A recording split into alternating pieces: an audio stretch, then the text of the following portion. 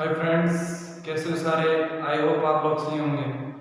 आज अपन बात करते हैं फिजिक्स के अंदर जो अपना टॉपिक चल रहा था, जो लेसन था अपना चुंबकत्व एवं चुंबकीय पदार्थों के गुण। इस चैप्टर के अंदर अपन ने जो टॉपिक था अपना आज का वो था कि अपने पास जो चुंबकत्व पदार्थ के जो गुण थे उसके अंदर अपने पास ये 3 प्रकार के थे, जिसके अंदर अपने पास जो फर्स्ट है ये था अपने पास दिक्पात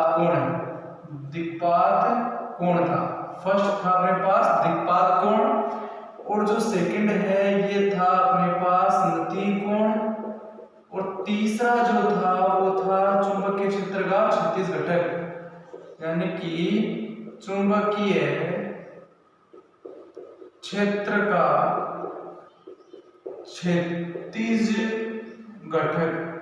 ये अपने पास इसके कुछ 3 टॉपिक्स थे, जिसके अंदर अपन फर्स्ट डिस्कस कर चुके थे कि नति कोण क्या होता है, दिक्पात कोण क्या होता है, और अपने पास ये कि चुंबकीय क्षेत्र की जो क्षैतिज घटक है इसके बारे में अपन लोग चल रहे थे। देखिए अपन बात करते हैं दिक्पात कोण क्या होता है, इन चीजों के बारे में वापस से पढ़ते हैं।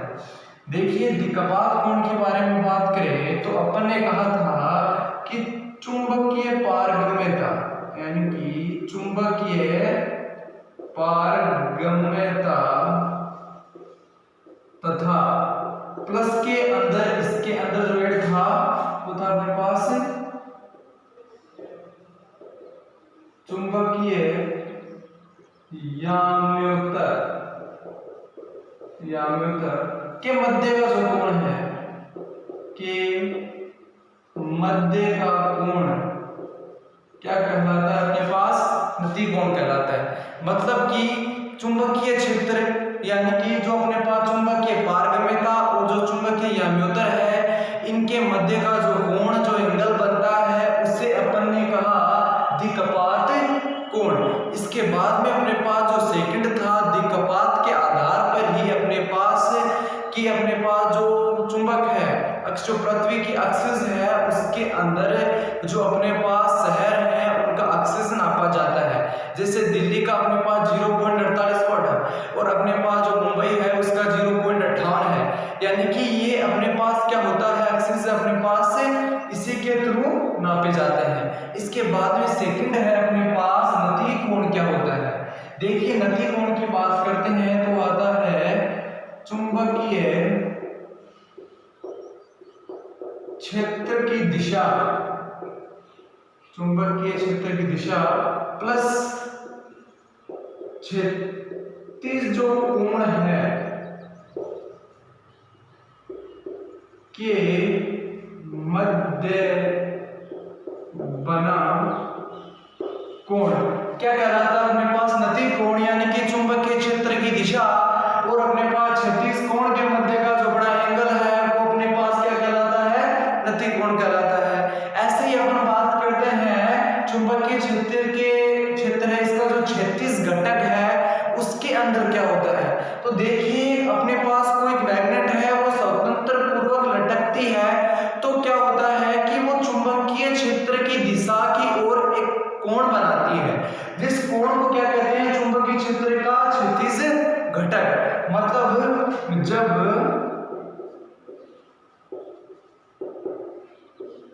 चुंबक को स्वतंत्र पूर्वक लटकाया जाता है तो वह चुंबकीय क्षेत्र की दिशा में कोण बनाती है, जिसे क्या कहते हैं अपन लोग, चुंबकीय क्षेत्र का क्षैतिज घटक कहलाता है। इसके बाद में ये तीनों चीजें आपको पता होनी चाहिए, और इसके बाद में अपने पास आता है कि जो चुंबक है उसमें गाउस का नियम का कहाँ रोल आता है, तो उस चीज के बारे में अपन लोग बात करेंगे।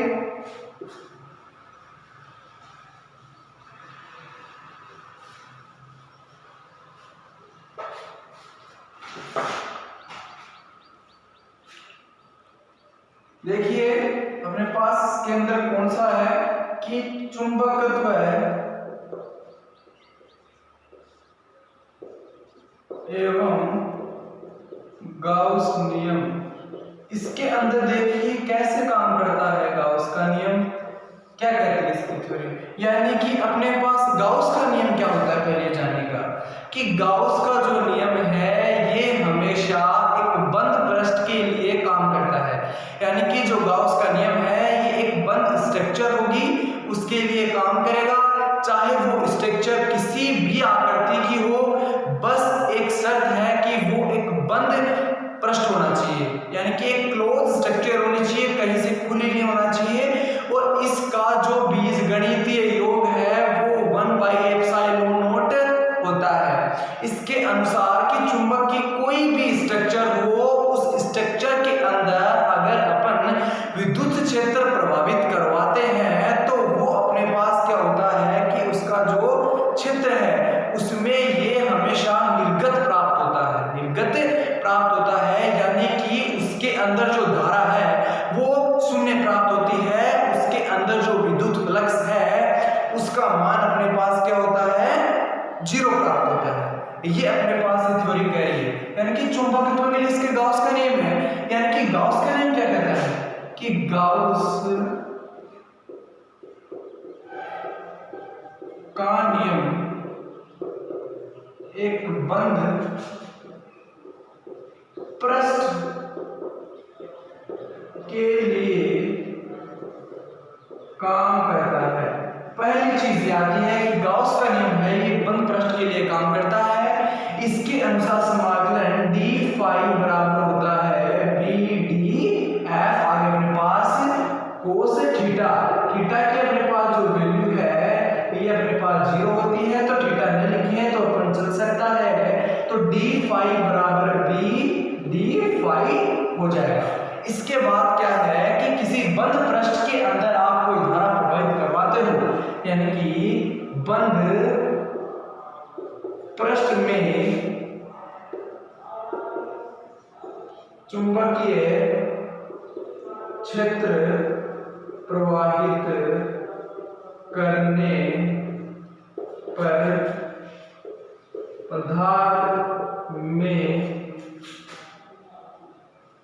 चुंबकत्व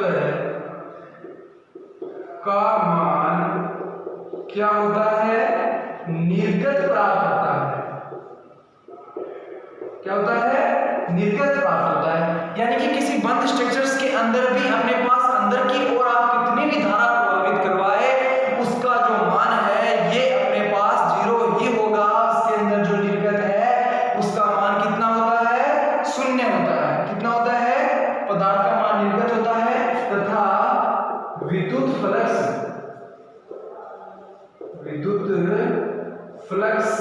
कितना प्राप्त होता है, विद्युत फ्लक्स 0 प्राप्त होता है।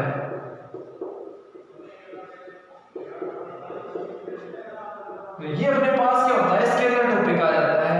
इसके बाद में अपने पास जो टॉपिक है कि चुंबकीय पदार्थों के लिए चुंबकीय क्षेत्र में व्यवहार, ये अपने पास नेक्स्ट अपने पास टॉपिक है। देखिएगा चुंबकीय पदार्थों के लिए गाउस का नियम समझ लिया कि गाउस का नियम है एक बंद स्ट्रक्चर के लिए काम करता है और इसका जो विद्युत फ्लक्स है उसमें जो चुंबकीय क्षेत्र रेखाएं बहती हैं तो विद्युत फ्लक्स का मान 0 प्राप्त होता है। तो बात करते हैं चुंबकीय पदार्थों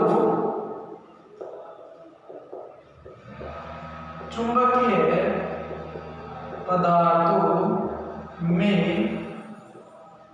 चुंबक का व्यवहार। देखिएगा यानी कि जब कोई मैग्नेट है, कोई चुंबक है, वो एक फेराडे ने क्या कहा पहले जानिए। फेराडे ने कहा कि इस संसार में जितनी भी वस्तुएं हैं, ठोस में, द्रव्य में और अपने पास गैस में, ये तीनों अपने पास क्या होती है कि चुंबकीय क्षेत्र में प्रभावित होती है, यानी कि उनके अंदर भी जो चुंबकीय फील्ड होती है, चाहे वो ठोस अवस्था में हो, गैस में हो या लिक्विड अवस्था में हो। अब क्या कहता है कि आप किसी परिनालिका के अंदर कोई धारा प्रभावित करवाते हो और उसके अंदर कोई चुंबकीय क्षेत्र प्रभावित करवाते हो आप लोग, तो उसमें अपने पास क्या होता है कि क्रोड के अंदर एक चुंबकीय क्षेत्र अधिक तीव्रता का चुंबकीय क्षेत्र प्रभावित होता है जो ऊर्ध्वाधर क्षेत्र की ओर चलता है। देखिए अंदर कुछ कंडीशंस होती है। फेराडे ने क्या कहा? फेराडे के अनुसार पदार्थ, ठोस, द्रव्य, गैस तीनों में चुंबकीय क्षेत्र की ओर होता है। ठीक है, ये अपने पास आ जाता है। अब क्या है कि कई ऐसी वस्तुएं हैं जिसमें चुंबकीय क्षेत्र अधिक तीव्रता से आकर्षित होता है। चलो बात करते हैं अपन लोग कि ऐसे पदार्थ जैसे कोबाल्ट हो गया, निकल हो गया और अपने पास लोहा हो गया। ऐसे पदार्थ क्या होता है अपने पास कि परिनालिका में क्या होते हैं कि अंदर की ओर खींचे चले आते हैं, अंदर की ओर खींचे चले आते हैं। ये अपने पास क्या होते हैं कि अधिक तीव्रता से कम तीव्रता से अधिक तीव्रता की ओर खींचते हैं, कम से अधिक की ओर जाता है, यानी कि इनके अंदर आकर्षण करने की प्रवृत्ति बहुत ज्यादा होती है। ऐसे अपने पास एल्यूमिनियम के अंदर होती है। लेकिन कई पदार्थ ऐसे होते हैं जिसके अंदर अपने पास विस्मित हो गया, सोना हो गया, जो अपने पास अधिक तीव्रता से कम तीव्रता की ओर जाते हैं, जो चुंबकीय पदार्थों से दूरी बनाए रखते हैं, उनसे हमेशा प्रतिकर्षित रखते हैं, उनको हमेशा दूर रखते हैं। जैसे अपने पास सोना हो गया, पानी हो गया, चांदी हो गई, ये ऐसी वस्तुएं हैं जो हमेशा मैग्नेट से दूर रहती है। ठीक है, तो अपने पास इसके अंदर व्यवहार के अंदर जो सेकंड पॉइंट है वो आप ये लिख सकते हो कि जो कुछ पदार्थ जैसे कोबाल्ट,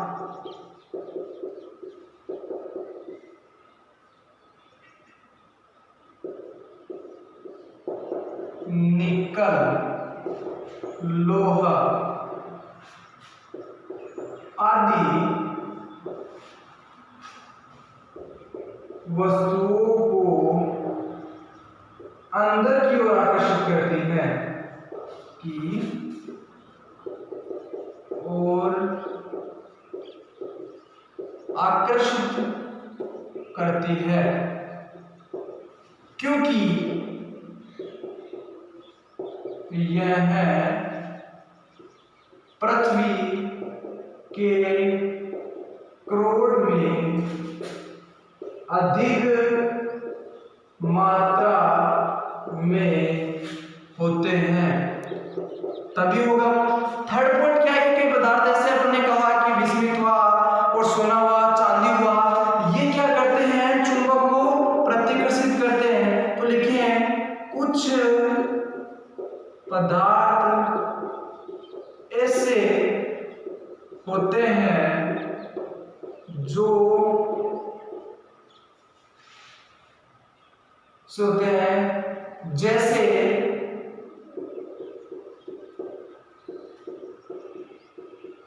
सोना, चांदी, पानी, हीरा। चुंबकीय पदार्थों से प्रतिकर्षित होते हैं, प्रतिकर्षित होते हैं। तो ये अपने पास पदार्थों का जो चुंबकीय क्षेत्र के अंदर जो व्यवहार है ये प्रदर्शित करता है। इसके बाद में कुछ डेफिनेशंस हैं जिसके बारे में अपन लोग पढ़ते हैं। तो देखिए अपने पास कुछ चुंबकीय पारगम्यता हो गई, चुंबकीय क्षेत्र हो गया, इनकी जो डेफिनेशन है, चुंबकीय प्रवृत्ति हो गई, इन चीजों के बारे में अपन पढ़ेंगे। तो अब अपन पढ़ेंगे कि चुंबकीय तीव्रता क्या होती है। क्या है चुंबकीय तीव्रता? तो बात करते हैं चुंबकीय तीव्रता की डेफिनेशन की। तो देखिए अपन ये कह सकते हैं कि एकांक आयतन में उत्पन्न नेट चुंबकीय आघूर्ण की एकांक कोई आयतन है उसमें नेट चुंबकीय आघूर्ण क्या एकांक आयतन में उत्पन्न नेट चुंबकीय आघूर्ण क्या कहलाता है अपने पास? चुंबकीय तीव्रता कहलाती है। ये अपने पास इसकी क्या हो गई परिभाषा। बात करते हैं इसके मात्रक की। इसका मात्रक अपने पास होता है एम्पियर और मीटर, एम्पियर मीटर। इसकी विमा की बात करते हैं तो आती है M0 L2 A0 T1। ये अपने पास इसकी विमा है चुंबकीय प्रवृत्ति। क्या होती है कि एकांक आयतन में उत्पन्न नेट चुंबकीय आघूर्ण क्या कहलाता है? चुंबकीय तीव्रता कहलाता है। इसकी मात्रा की बात करते हैं तो इसका मात्रक होता है एम्पियर मीटर और इसकी विमा की बात करते हैं तो वो होती है अपने पास M0 L2 A0 T1। ये अपने पास इसकी क्या है? विमा है। इसी तरह अपन लोग बात करते हैं चुंबकीय क्षेत्र। चुंबकीय क्षेत्र क्या होता है?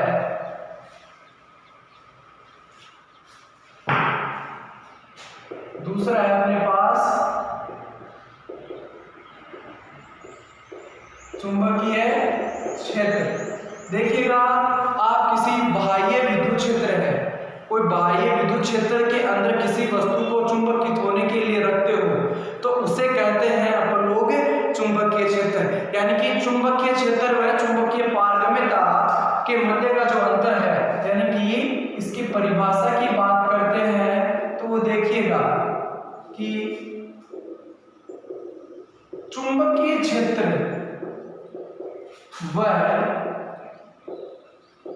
चुंबकीय पारगम्यता के मध्य का अंतर क्या कहलाता है? चुंबकीय पारगम्यता चुंबकीय क्षेत्र कहलाता है। अब देखिएगा ये हो गई। या आप ये भी लिख सकते हो कि किसी वस्तु को, किसी पदार्थ को बाह्य चुंबकीय क्षेत्र में चुंबकित होने के लिए रखना क्या कहलाता है? चुंबकीय क्षेत्र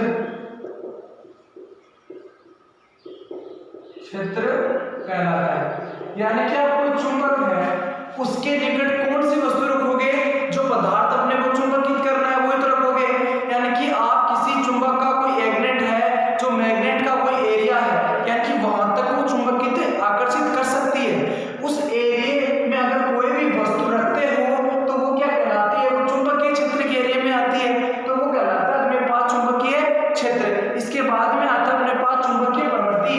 यानी इसके इसके मात्रा की बात कर दीजिएगा तो इसका मात्रा भी वही होता है जो अपने पास एम्पियर और मीटर। ये अपने पास इसका मात्रा हो गया। इसकी विमा भी जो अपने पास जो चुंबकीय क्षेत्र की थी उसके लिख दीजिएगा तो अपन लिखते हैं M0 L2 A0 और T1। ये अपने पास इसकी विमा हो जाती है। अब बात करते हैं अपन लोग चुंबकीय प्रवृत्ति की। चुंबकीय प्रवृत्ति क्या होती है?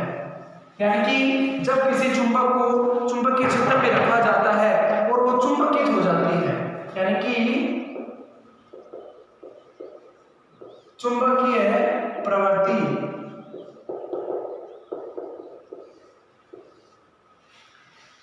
चुंबकीय प्रवृत्ति का अर्थ है कि जब किसी चुंबक को आप बाहर की ओर चुंबकित होने के लिए रखा जाता है और वो चुंबकित हो जाती है तो उस पदार्थ के लिए चुंबक का मान चुंबकीय क्षेत्र के समानुपाती होता है। ये चीज कहती है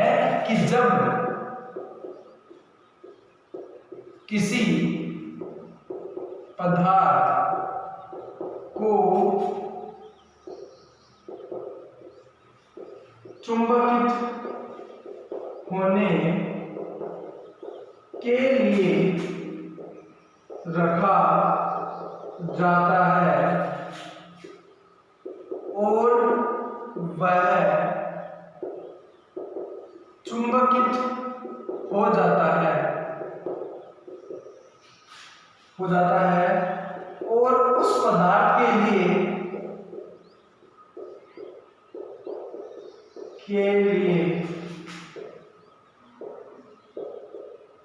चुंबकीय प्रवृत्ति का मान चुंबकीय क्षेत्र के समानुपाती होता है। ये अपने पास क्या होती है, इसकी डेफिनेशन, ऐसे पदार्थ जिन्हें चुंबकित होने के लिए रखा जाता है और वो चुंबकित भी हो जाते हैं, और क्या होता है कि उस पदार्थ के लिए चुंबकीय प्रकृति का मान चुंबकीय क्षेत्र के समानुपाती होता है। देखिए इसके ये अपने पास चुंबकीय, इसके मात्रक की राशि है, विमाहीन राशि होती है अपने पास चुंबकीय प्रवृत्ति। इसके बाद में अपने पास आता है कि एकांक क्षेत्रफल में पदार्थ की यानी क्या पड़ती है, चुंबकीय पारगम्यता। आगे आता है अपने पास चुंबकीय पारगम्यता। चुंबकीय पारगम्यता ये क्या होती है, देखिए यानी कि जब कोई चुंबक है उसको यानी किसी माध्यम में चुंबकीय क्षेत्र रेखाओं की गुजरने की क्षमता, यानी कि किसी माध्यम में चुंबकीय रेखाओं को गुजरने की क्षमता क्या कहलाती है, क्षमता क्या कहलाती है अपने पास, चुंबकीय पारगम्यता। चुंबकीय पारगम्यता कहलाती है। यानी कि कोई चुंबकीय क्षेत्र है, कोई माध्यम है, कोई अपने इस माध्यम क्या है, कोई स्रोत है, जिस स्रोत से चुंबकीय क्षेत्र रेखाएं गुजर रही है, उसकी जो कैपेसिटी है उस वस्तु से गुजरने की, वो अपने पास क्या कहलाती है, चुंबकीय पारगम्यता कहलाती है। ये भी अपने पास विमाहीन और एक मात्रहीन राशि है। इसके बाद में अपने पास जो टॉपिक है वो है प्रतिचुंबकीय पदार्थ, चुंबकीय पदार्थों का वर्गीकरण। देखिए चुंबकीय पदार्थों का जो वर्गीकरण है ये कैसे होता है, चुंबकीय पदार्थों का वर्गीकरण टॉपिक है अपने पास। चुंबकीय पदार्थों का वर्गीकरण देखिएगा, यानी कि इसका वर्गीकरण अपने पास तीन प्रकार से होता है पदार्थों का वर्गीकरण। देखिएगा एक तो होता है अपने पास प्रति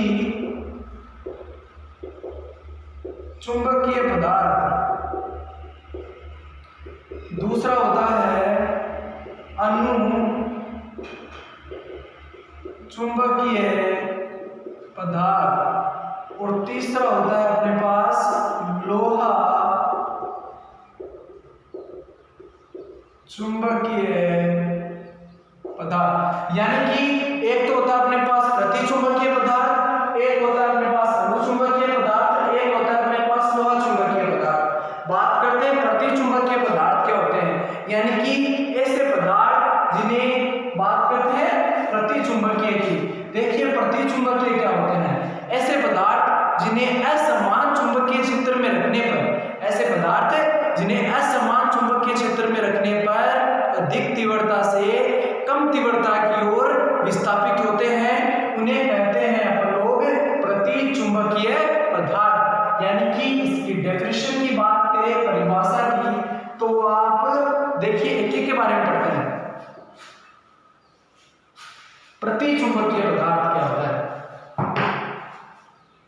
डेफिनेशन की बात करते हैं तो देखिए ऐसे पदार्थ ऐसे पदार्थ जिन्हें असमान चुंबकीय क्षेत्र में रखा जाता है तो वह अधिक तीव्रता से कम तीव्रता की ओर विस्थापित होते हैं। क्या कहलाते हैं अपने पास? प्रति चुंबकीय पदार्थ कहलाते हैं। जैसे ऐसे पदार्थ कौन कौन से अपने पास? कॉपर, यानी कि जो अधिक तीव्रता से कम तीव्रता की ओर विस्थापित होते हैं। तो उदाहरण दीजिए सोना, चांदी, H2O, हीरा। ये ऐसे पदार्थ हैं जो प्रति चुंबकीय में आते हैं, जो अधिक तीव्रता से कम तीव्रता की ओर विस्थापित होते हैं। इसके बाद में अपने पास आता है अनुचुंबकीय पदार्थ क्या होते हैं। तो अपन के अंदर इसके कुछ ज्यादा परिवर्तन नहीं करेंगे। अनुचुंबकीय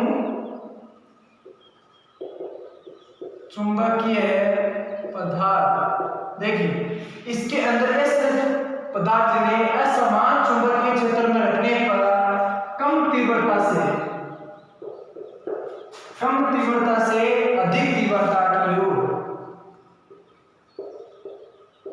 अधिक तीव्रता की ओर विस्थापित होते हैं, उन्हें कहते हैं अनुचुंबकीय पदार्थ। इसके अंदर जो एग्जांपल्स है वो लिख सकते हो आप कि सोडियम,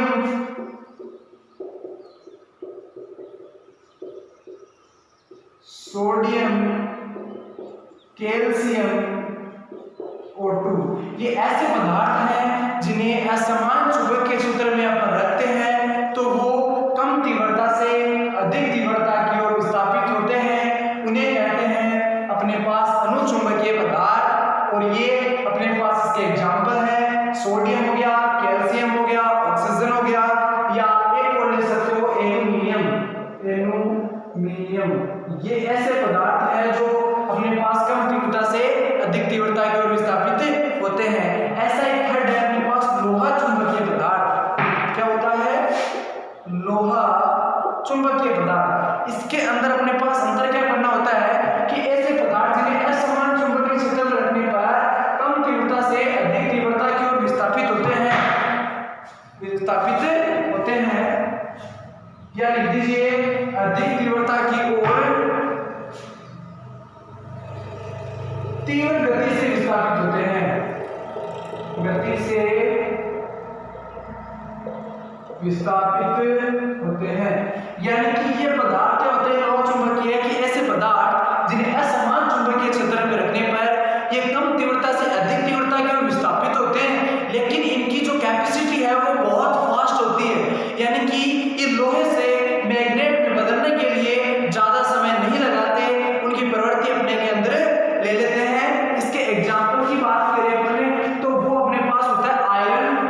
उदाहरण देखिएगा इसका, वो है अपने पास आयरन, कॉपर, आयरन ले लीजिएगा, कॉपर ले लीजिएगा, और अपने पास एक और है निकल। ये तीन ऐसे